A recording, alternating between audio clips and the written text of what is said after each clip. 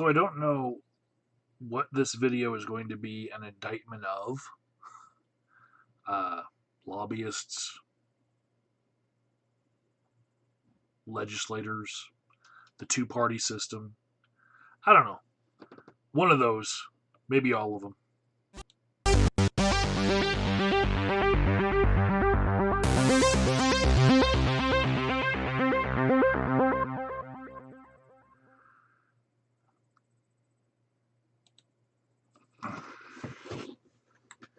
I'm sure to collect a bunch of chatters today because it's going to take me a while of wandering around in word soup to get to the point where I'm trying to get. But I think we're going to start with how President Trump has spent most of his presidency trying to erase the legacy of President Obama. That's a good starting point. So in 2018, there was an extension of a provision about Obamacare that was signed into law by uh, President Trump.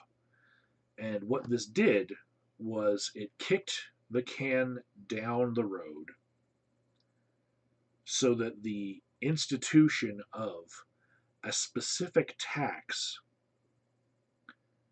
would happen in 2022 instead of right away. And this tax has been called by many the Cadillac tax or the Cadillac insurance tax. And what it does is it puts a tax on health care plans that an employer can give an employee that look like extra compensation. Like instead of giving you $1,000 more, I'm going to create this flexible spending account plan where if you were to go to the hospital, we're going to pay your part of your copay up to say $10,000 rather than just give you $10,000. And so this under certain tax regimes would be taxed less because of the presence of healthcare in the mix. Because it's healthcare expenses, we tax that a little bit differently than we do regular income, right? So, in certain companies, uh, and with a certain level of employee up the food chain, uh, people were getting very expensive healthcare packages, and that was seen as a luxury that President Obama thought maybe, well, we can tax that in order to help pay for Obamacare, right? The expansion of Medicaid coverage to tens of millions more people in America. Um, all of that had many different revenue sources that it drew from in order to help pay for itself. One of which was the Cadillac tax. All right. So Obamacare, in and of itself, is something that President Trump has made it his mission to attack, and every part of Barack Obama's legacy he wants to attack. Maybe just for on the basest level that his constituency, his voting base, is racist, and they just want anything about that black presidency erased from American history. So maybe it's that. Maybe it's just that Trump uh, is an egomaniac who wants his name on everything, so he wants the future to have Trump care forever because he wants his name on the side of buildings and bills and legislature and he even wants his name on the checks that go out in the CARES Act. right? He wants his name, like a letter from him to go out with that. Hold the presses. Don't send those checks out until they have Trump's name on it, Trump's signature, so that you know that it came from Trump. Trump's the guy that gave you the business, right? It's a deep thing, but it's also a very superficial, shallow, psychological thing. All at the same time. It's all connected, right? So, uh, in 2018, Trump passed. He signed into law something passed by both the House of Representatives and the Senate. Now, one of those was controlled by either party. So this was something that both parties agreed on. The strange thing is, Republicans are all about fiscal responsibility, right? So, but instead of paying for the program, they've decided to gut the ability for the program to pay itself by uh, repealing the Cadillac tax, right? And many other things, but the Cadillac tax is what we're talking about today. So on the left, you have people who, when Obamacare was just a little baby before it was signed into law, you have people who were saying, the way that we're going to get this paid for is we're going to bring down the cost of healthcare so that we can expand the healthcare and pay for even more people to be on it. But these same people have lobbyists who whisper in their ear and say, "Hey, uh, why can't we get rid of that Cadillac tax? It kind of it makes it hard for us health insurance companies to get paid more money for the same amount of work. You know, uh, by the way, we know that we're just middlemen anyway, and we shouldn't even exist. But for the same amount of work, we want to take a bigger cut.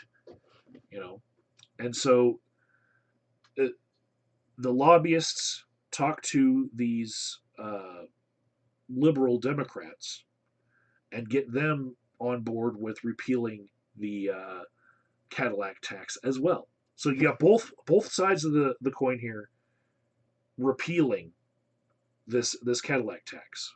First kicking it down the curb in 2018, and now here in 2020, secretly repealing it by renaming the bill that did it and repurposing almost totally the bill that did it. Now, the reason why it's weird for the liberal Democrats to sign on to this is part of the reason why we all accepted Obamacare as it was it had this provision for the Cadillac tax is going to make it so that employers don't give these lavish healthcare plans to their workers, which overpay for healthcare in a way that makes healthcare have a bigger inflation rate to the amount that the services costs than the normal inflation rate for everything else in the country, which is even then bigger than the amount that worker pay is going up every year, right? So what we need to do is take that amount that the healthcare keeps on going up in cost every year and bring it down. Well, you can't do that if there are people who are throwing money at healthcare because of this loophole. So the Cadillac tax, in order to rein that in, was going to put a 40% tax on extravagant healthcare plans given to high paid workers. And one of the problems with that is with inflation, with stagnant wages and all that, these healthcare plans being part of certain workers' benefits actually it started affecting more than just the rich people, the CEOs and the upper management, right? It started to affect upper middle class people.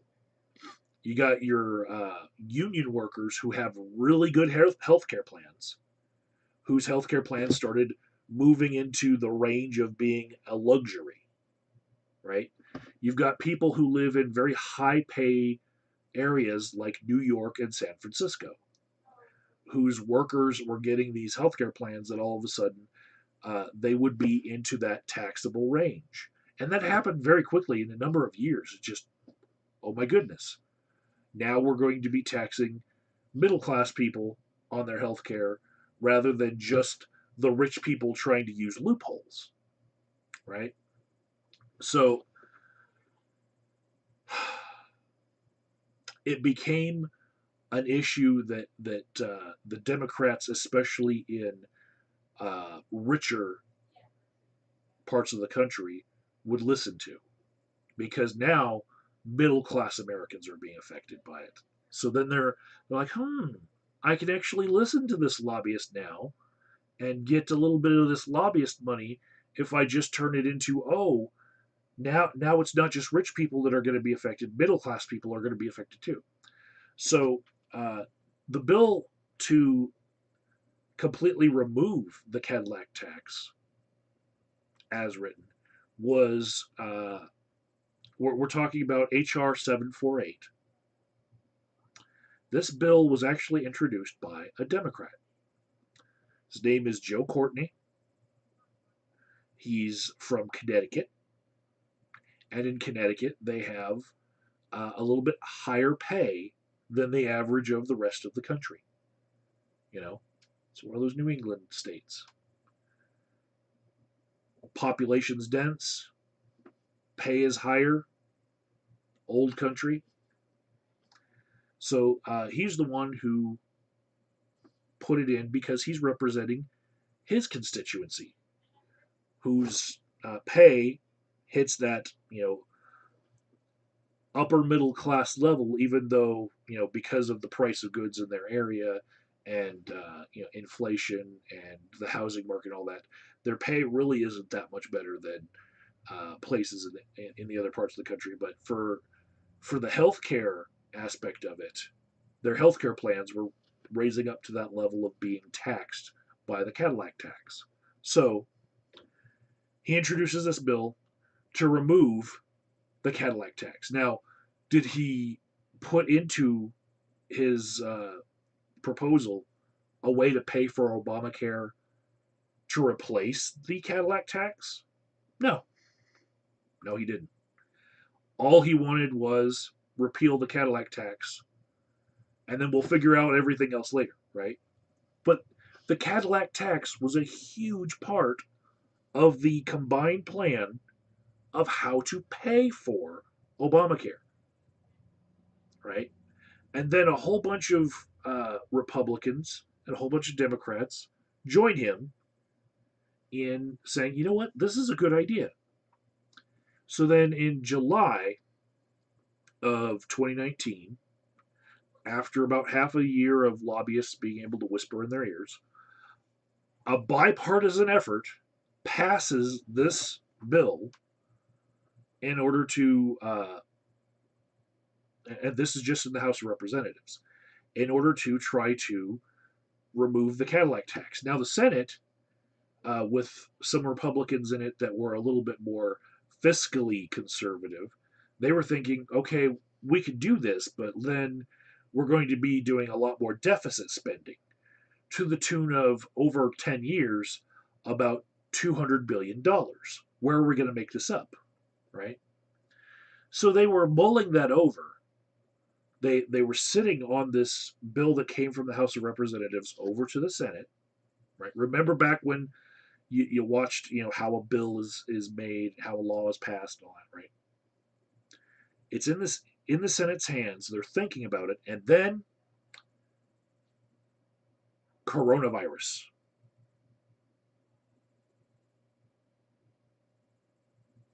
Coronavirus happens, And this bill is sitting there already passed by the House of Representatives, right? Now, because of the fight between Mitch McConnell in the Senate and Nancy Pelosi in the House, Mitch McConnell needed a spending bill, a bill that had to do with money that was passed by the House by Nancy Pelosi's House of Representatives, right? So he picks up this bill that's all about removing the Cadillac tax. He's like, well, it's about spending, it's about money. We're going to work on this so we don't have to listen to Nancy Pelosi and all that she wants for benefits for the American public due to the coronavirus. So the Senate takes the lead in deciding what's going to go in this plan. They decide, unlike Canada, who's getting like $2,000 a month for 4 months, each citizen, which isn't the same as American money, but you know, close enough.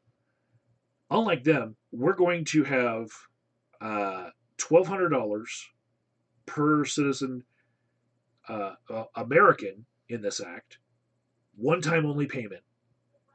Only it's going to cost each one of those citizens in the end over $6,000, almost seven, because of all the other bailouts for corporations that they're going to write into this massive CARES Act, right?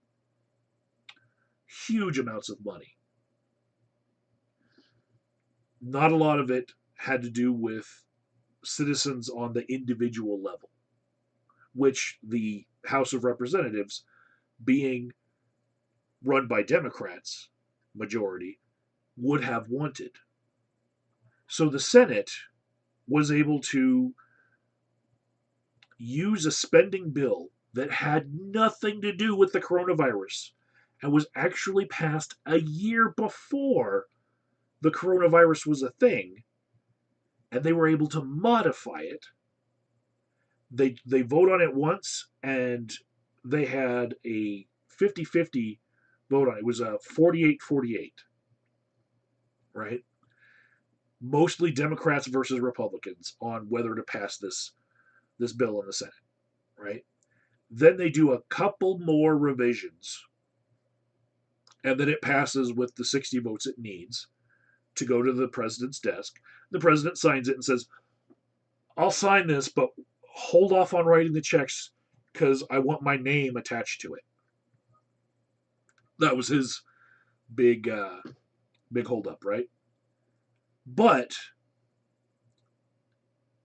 the due process of a bill was not followed, right? And this is the argument I'm making.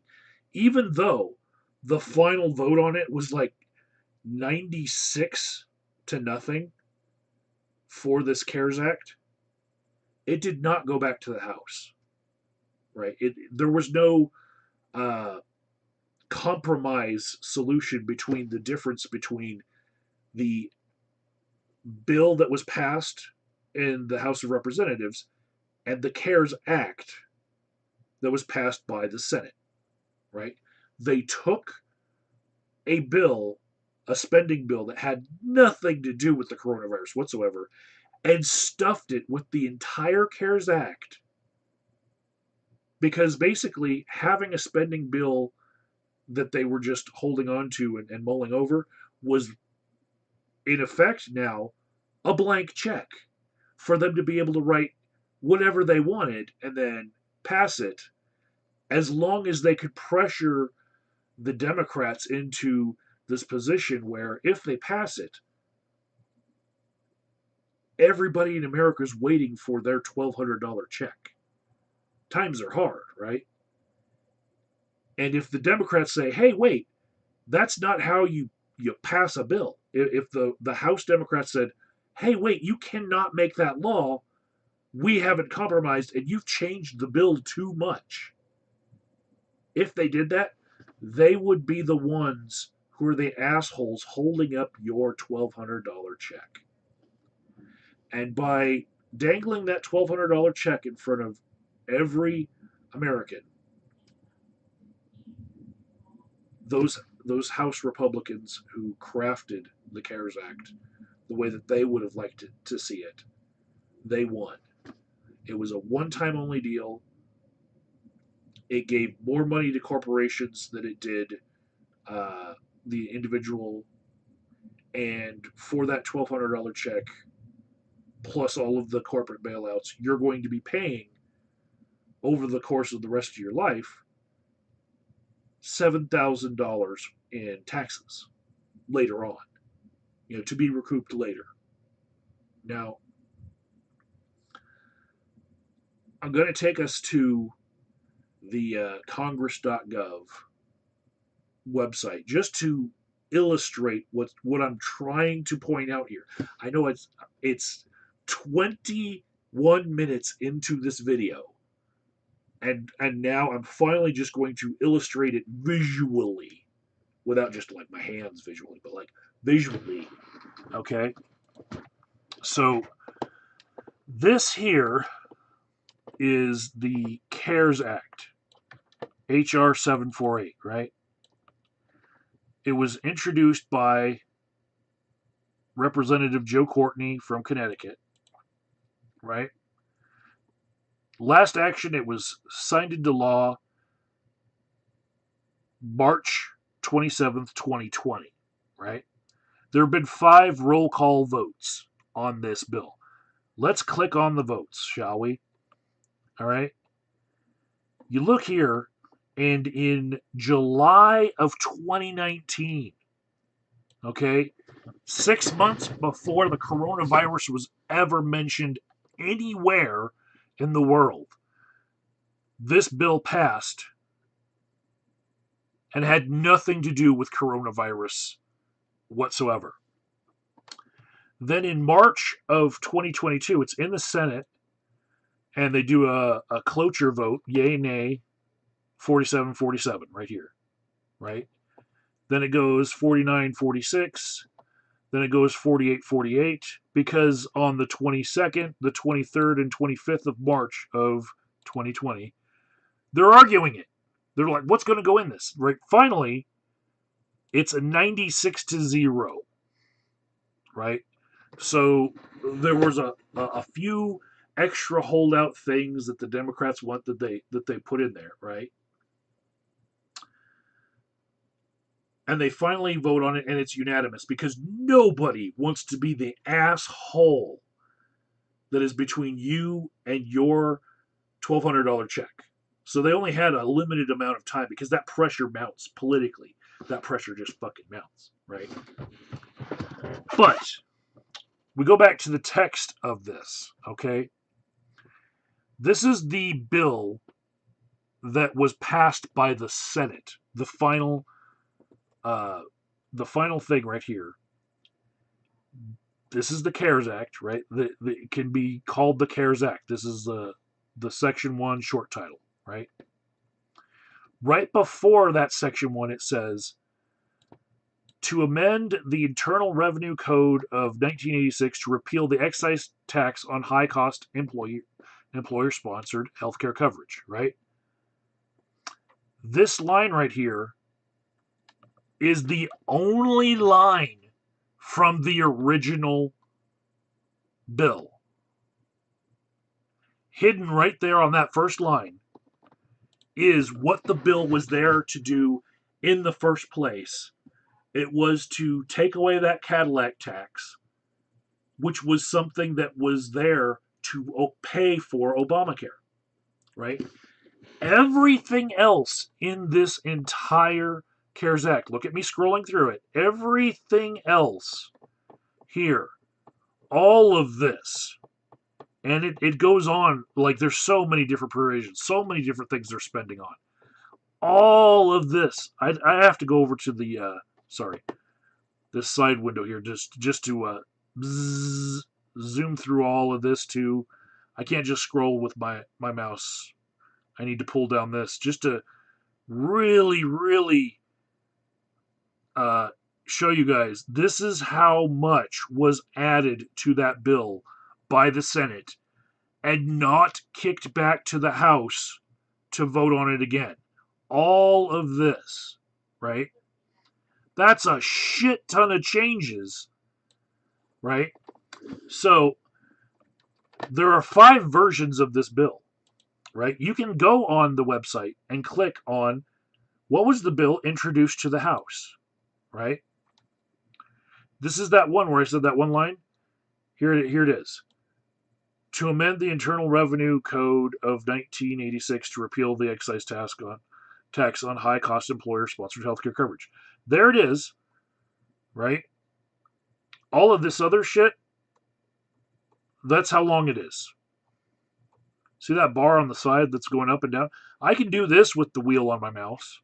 You know, maybe 2 pages, right? That's the difference between the bill that passed the Senate finally and the bill that passed the House. Now, when I click on these 5 roll call votes here, these Senate votes passed this thing that is so much different, so much more different than the original House bill, that this should require that it gets kicked back to the House for a vote. Or, at the very least, there needs to be a negotiation between the 2 houses on a compromise. That's the way things work in America with lawmaking, right? But that's not what happened. Not at all.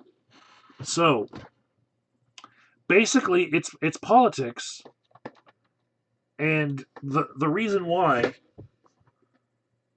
nobody is calling this out is lobbyists. It's legislators who want to get reelected and don't want to look like assholes for holding up the country's ability to come up with aid quickly. And yeah, it's the 2-party system. Because if there were more parties in our government, this sort of thing would not be able to happen. You know, if we had third parties, if we had runoff elections, if we had no uh, electoral college system that fosters 2 parties, we wouldn't have had this sort of bullshit.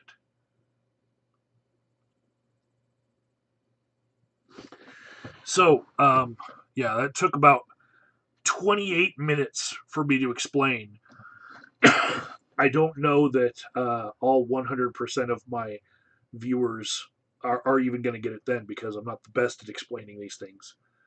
Maybe 90% of you, like I hope. But that was some bullshit. You know, we all got the shaft. We got one check dangled in front of us because we were hungry. And now we're about to go through the shit of a giant recession or depression with no more help. And we already gave more money to the corporations than we gave to the individuals. Um, this shit sucks. And because I got some chatters, I'll end this video by addressing them. Uh, Dragon Slayer says it's poor implementation. Yeah, it was a very poor implementation. He says the USA needs an NHS. Okay.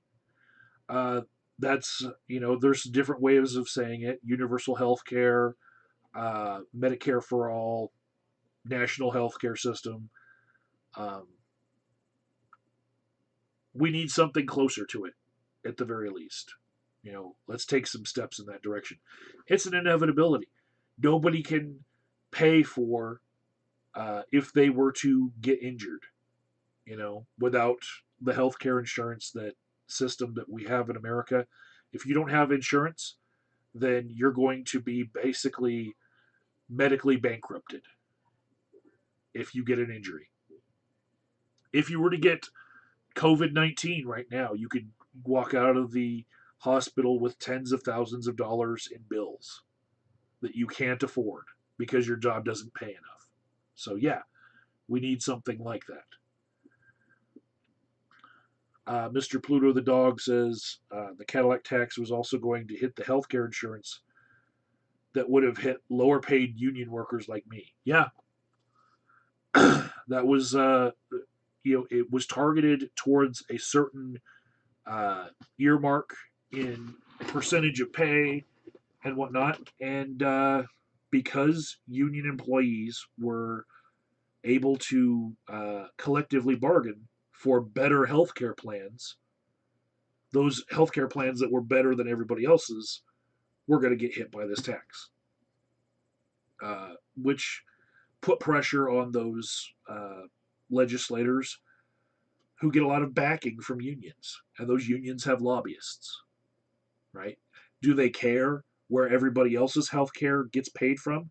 Do they care if there's a contraction of the ability of Obamacare to pay for more people?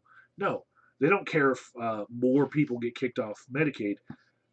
Their concern is the lobbyist's concern is the union constituents that they work for not having to pay that tax. Poseidon says Obamacare left over 48 million Americans without coverage. Yes, yes. That's why we need something more like universal uh, health care. I think 30 million of those were actually like citizens, and the rest might have been migrant workers.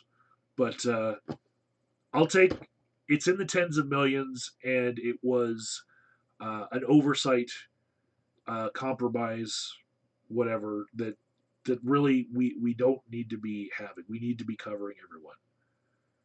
I don't even want to argue numbers, but he goes on to say, "Why are you pretending the neoliberal warmonger regime of Obama slash Biden cared about real reform? I call BS." Um, they at least gave it lip service. They made a program. They put Obama's name on it. It covered more people than the previous plan, right? But still, it seemed like a lot of what they did was lobbyists in their ear saying, you know what, we have to concede something, but let's not concede everything. Let's still have the existence of predatory healthcare insurance companies as a middleman, and we'll cover like 25 million more Americans with shitty coverage, the cheapest coverage, and we'll give that as a concession so you have this giant number to deal with, but then we'll still be in existence for middle class people to be a middleman to push up healthcare costs and to make money off of the medical concerns of the American people. Yeah, that's what they agreed to. Poseidon says Pelosi and Schumer are against universal health care. Why are you pretending otherwise? I'm not. I'm not. I'm not pretending that. Dementia Joe has already promised his billion donors nothing will change. Billionaire donors. Yeah, I get that totally. Talked about that with my friends that Joe Biden does not reflect the values of the progressive wing of the Democratic Party, especially on healthcare. Uh, just stop the Democrat riots. Riots are something we can talk about another day. There's so many different things going on there. Poseidon says, should Biden pick a pregnant black woman for vice president? I don't know that she has to be pregnant or black. He did promise that he was going to pick a woman, and I'll say he should be more concerned with picking a candidate that's going to reflect progressive values and bring those progressive Democrats back into the fold. And it shouldn't matter what gender the person is. but I think he's trying to make a point about the gender. He went just a little bit more. Uh, he went a little bit deeper with that than Bernie would commit to, because Bernie actually believed in gender equality enough to say, hey, I'm not going to promise it's going to be one gender or the other. It's going to be a progressive candidate, and it would be nice if it was a female. But Joe Biden in that moment was trying to one up Bernie when he promised that, and now it's really narrowed his ability to choose who's going to be his running mate. We'll find out in August who that is and whether or not that's a person that really matters to most people. I know that Amy Klobuchar was on his short list, and Amy Klobuchar is going to have a little bit of a trouble with the fact that she was a prosecutor that ignored calls for prosecution to policemen that were uh, known to have been violent against citizens. And since, that is the current climate in America that we're talking about police brutality, uh, yeah, she might just have her chances trounced by the way that she had inaction against police officers in the past. Um, Much like I would hold Joe Biden uh, responsible for his voting record in the past, and since he's such an old politician, there's plenty to look at and disagree with, no matter who you are. Um, Poseidon says, "Are you more woke or less woke since January?" Um, I'd still say I'm leaning towards the woke side of things, but I'm willing to do the deep dives with you guys. Right? I'm willing to look further into what are the underpinnings of all this, and link in the description box to the CARES Act. I want you all to read the original bill as submitted and the bill that happened at the end, and then look at why the Cadillac tax mattered, right? And if woke means that I was against the dismantling of Obamacare because I want it expanded to everyone, not contracted to less people, then uh, I suppose I'm more woke. That's all I got for now. I got people trying to call me, so I'm going to end the call and sorry, end the stream, and I'll see you guys tomorrow.